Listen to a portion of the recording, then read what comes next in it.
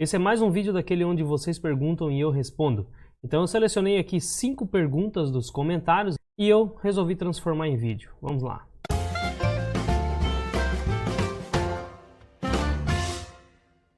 Meu nome é Leandro Cabral, esse aqui é o canal 500 Pratas. Além desse canal, estamos também em outras redes sociais. Todos os links estão aqui na descrição. Se você quiser conhecer meu curso, também está o link aqui na descrição. Clica no link ali e você será direcionado para a página do curso e lá tem todas as informações. Então vamos lá responder algumas perguntas que eu selecionei aqui. Então eu começo respondendo uma pergunta aqui referente à reserva de emergência. Essa pergunta foi feita no vídeo que eu fiz na segunda-feira aí. Foi um vídeo bastante polêmico, né? Teve uma disputa acirrada aí de opiniões. Teve aqueles que desceram o cacete na poupança, falaram muito mal da poupança, mas por outro lado também teve o grupo que defendeu que já tiveram problemas de liquidez e que hoje, por experiência própria, preferem deixar uma parte da sua reserva de emergência em poupança. Então é assim mesmo, pessoal. Isso aqui, a ideia aqui é fomentar o debate, né? Cada um coloca a sua opinião e é assim que funciona.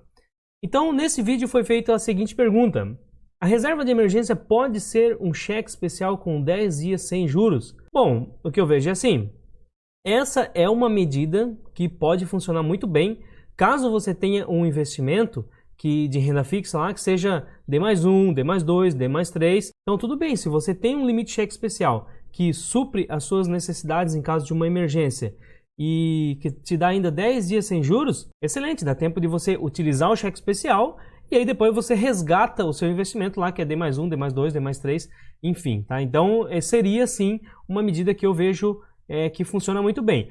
Agora, o que não funciona, não faz sentido, é se você tem o cheque especial como reserva de emergência, mas você não tem lastro. Se você tem lá um limite de cheque especial que supra as suas necessidades, mas você não tem um investimento lá na Selic, num CDB ou num fundo que seja D+1, D+2, D+3, aí não faz sentido. Porque aí você vai utilizar o limite do cheque especial e depois você não vai conseguir repor.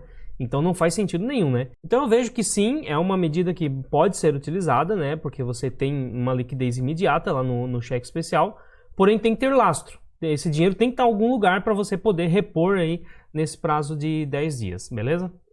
Próxima pergunta diz assim, também referente sobre a esse tema aí de reserva de emergência. Então diz assim, só uma perguntinha. De quanto estamos falando quando você fala de reserva de emergência? Bom, pessoal, então essa questão aí, ela também é muito discutida, né? Uns defendem que é 3 meses, outros 6 meses, outro 1 ano. O que eu penso e o que eu defendo é assim, não existe um número exato, não existe. Isso vai depender do seu perfil, depende de cada um.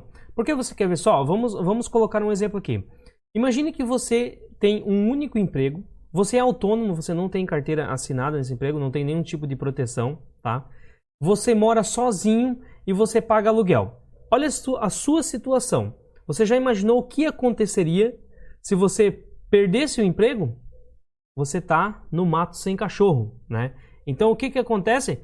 Esse camarada, esse exemplo, eu acho que você precisa ter uma reserva de emergência que ela cubra o seu custo de vida de no mínimo 6 meses. Mas o ideal é que tivesse até mais. 8, 10, 12 meses, mas no mínimo 6 meses numa situação dessa. Agora vamos imaginar um caso assim bem diferente. Imagine um casal onde eles têm a sua casa própria, os dois trabalham com carteira assinada, os dois têm uma atividade extra, vendem alguma coisa pela internet, faz um bico no final de semana, eles têm seguro do seu automóvel, eles têm seguro de vida, ou seja, eles estão totalmente cercados para qualquer tipo de imprevisto. Então, esse casal, eu vejo que a reserva de emergência deles pode ser bem menor. Porque dificilmente esse casal, eles têm 4 fontes de rendas. E vamos colocar uma situação melhor ainda, eles investem metade do salário que eles ganham. Então, praticamente nem precisaria de reserva de emergência, né? Tem seguro de vida, tem seguro do carro, tem tudo. Então, eles estão numa situação muito confortável. Diferente do camarada que ele mora sozinho, paga aluguel, ele é autônomo e ele tem só uma fonte de renda.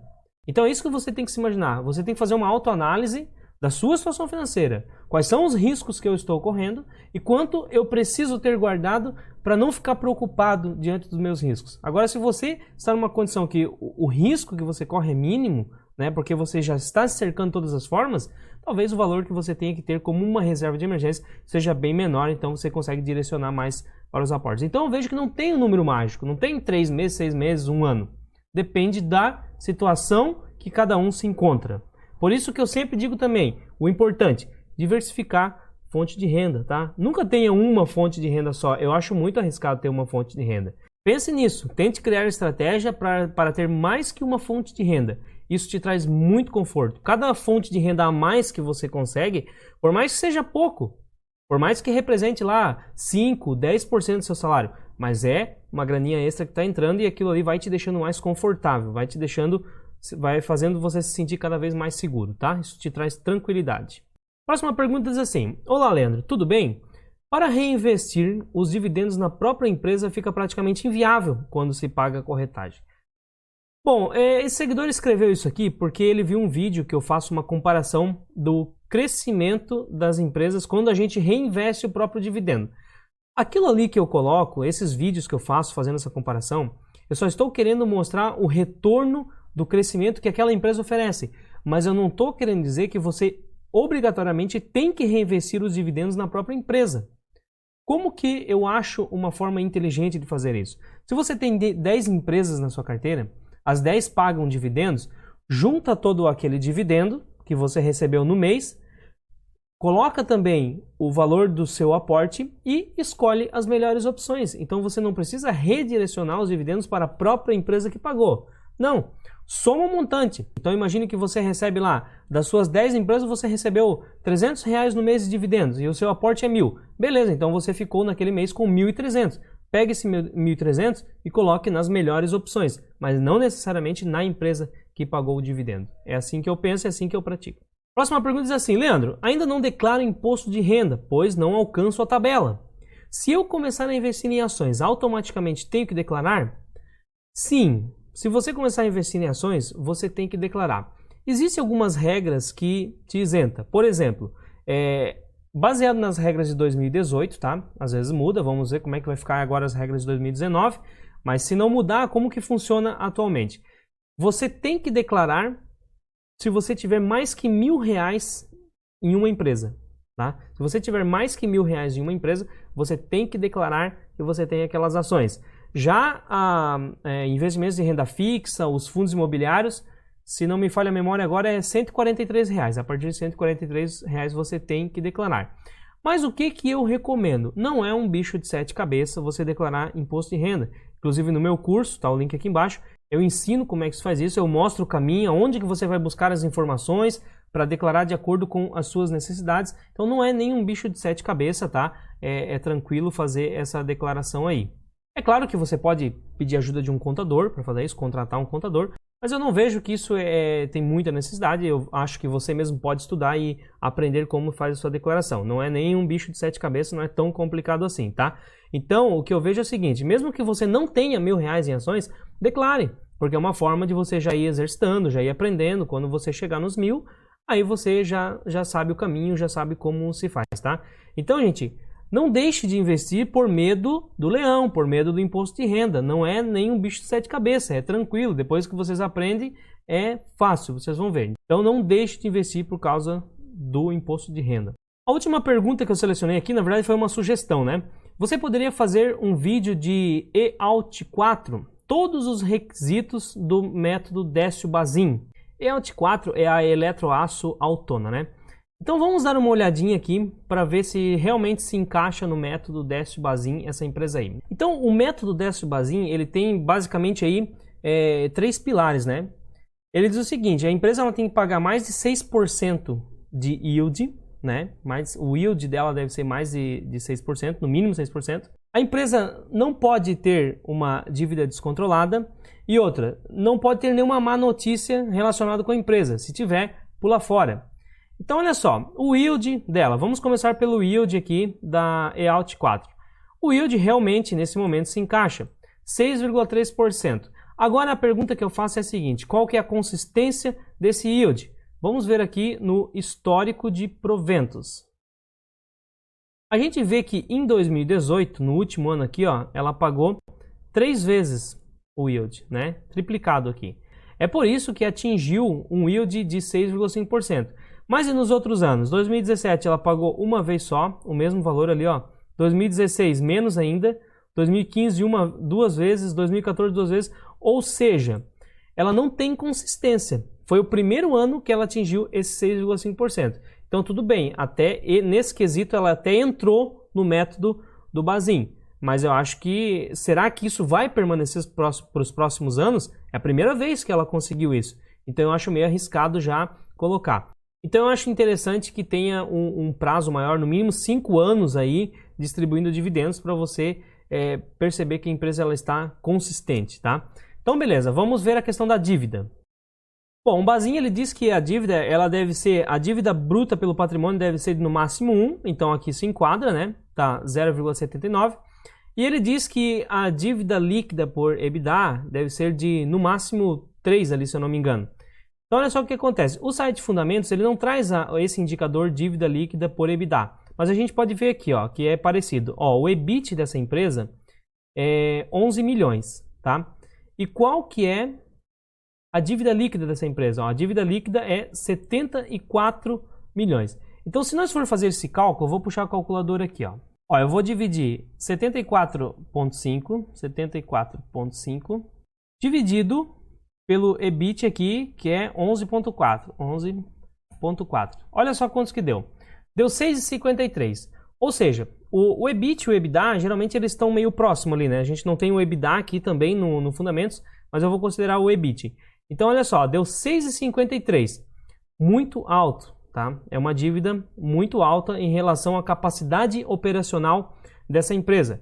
Então eu acho que ficaria um pouco fora aí do método Bazin nesse caso. Se a gente for dar uma olhada no gráfico aqui, ó, a gente vê que a empresa ela tem um lucro meio empacado aí, né? Não sai muito do lugar desde 2010, não consegue crescer, deu um pouco de prejuízo aqui 2015, 16, 17.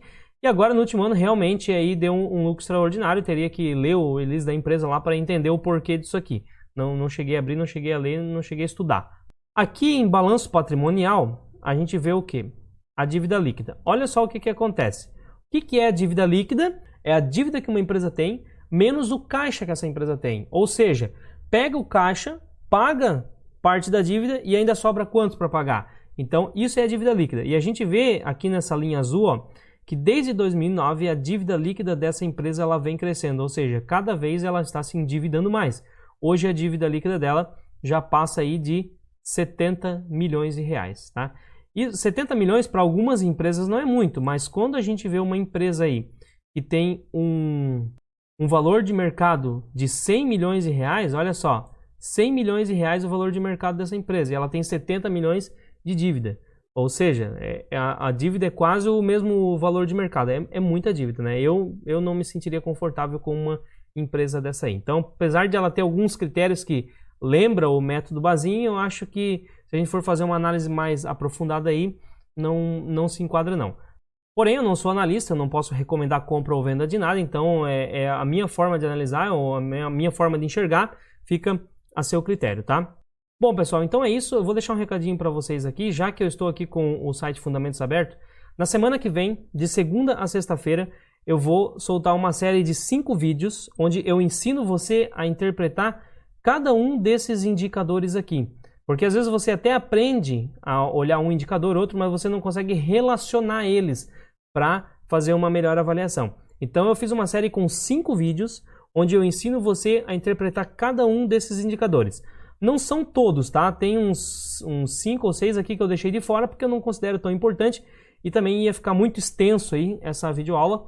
Então eu mostro para vocês da onde que vem esses números, como que eles se formam, quando a empresa dá lucro, quando a empresa cria dívida. Eu joguei toda essa tabela aqui no Excel e eu coloquei vida em cima disso aqui. Então eu vou alterando os valores e a gente vê esses indicadores aqui sendo alterados também. E depois desses 5 vídeos eu tenho certeza que vocês vão entender muito melhor o que são esses numerozinhos aqui. Vocês vão olhar para o site Fundamentos aqui com outros olhos. Então, se você não é inscrito no canal, se inscreve, ativa seu sininho aí e na semana que vem eu vou soltar essa série de vídeo aí, tá?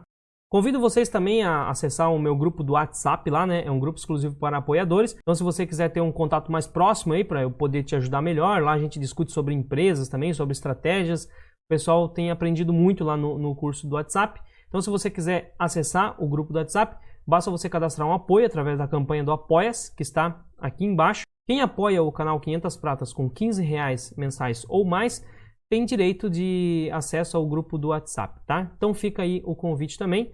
Por esse vídeo é isso, até a próxima, abraço.